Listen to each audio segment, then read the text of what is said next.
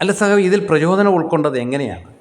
കണ്ണൂരിലെ ഒരു നമ്മുടെ കമ്മി പാർട്ടിയുടെ ഒരു കൗൺസിലർ ഒരു പാവ സ്ത്രീയുടെ മാല പൊട്ടിച്ച് ഓടിയായിരുന്നു. ഇനി അതിൽ നിന്ന് അദ്ദേഹത്തിൻ്റെ ദാരിദ്ര്യത്തിൽ നിന്നാണോ ഇങ്ങനെയൊരു പ്രഖ്യാപനത്തിനുള്ള പ്രചോദനം?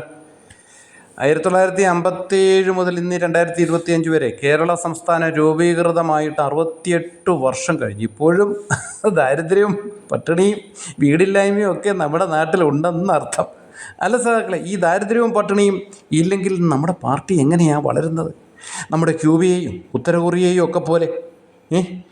പക്ഷേ ഈ ഗോവിന്ദ സംഘം നമ്മുടെ ക്യൂബയൊന്നും മാതൃകയായിട്ട് കാണിക്കുന്നില്ലല്ലോ. അദ്ദേഹം പറയുന്നത് 2028 ആകുമ്പോഴത്തേക്ക് സിംഗപ്പൂരിൻ്റെ ലെവലിൽ, അതൊരു മുതലാളിത്ത ഒരു സെറ്റപ്പല്ലേ, ആ ലെവലിൽ കേരളം എത്തുമെന്ന.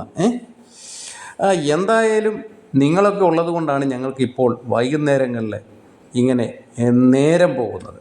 പിന്നെ നമ്മുടെ എന്തെല്ലാം നൂതനമായ പേരുകൾ: നവകേരളം, യുവകേരളം, ചുവന്ന കേരളം, ഹരിത കേരളം, മഞ്ഞ കേരളം, പിന്നെ മിഷനുകൾ, 900 മിഷനുകൾ. നല്ല രസമാണ്. എന്തായാലും ആട്ടെ, നടക്കട്ടെ. ഈ ലാൽ സലാം അത് നടന്നാൽ മതി.